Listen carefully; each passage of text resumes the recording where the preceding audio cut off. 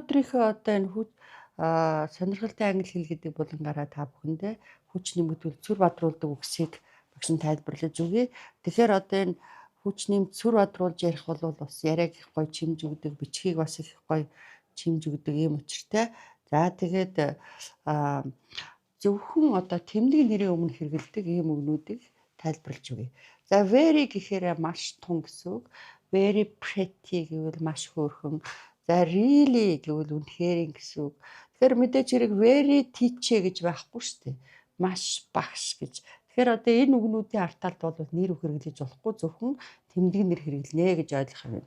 За тэгэхээр одоо энэ really гэвэл одоо үнэхээр ингээд extremely, absolutely гэдэг маань найггүй, бүр тасархай, туйлын гэсэн утгатай үг. Одоо жишээ нь extremely rich гэвэл одоо тасарсан баян, absolutely stingy гэвэл найггүй, харамж гээл. За зөвхөн тэмдэг нэрийн өмнө unusually, эр бусын, unusually talented, эр бусын авьяаслаг, totally тэр чигээрээ, completely гэдгийг одоо тухайн контекст буюу дотоод агуулгаас нь мэдэрч орчуулна. Одоо нин тун шал цоо одор гэл 100% гэл. Одоо completely false гэж ивэл шал худлаа.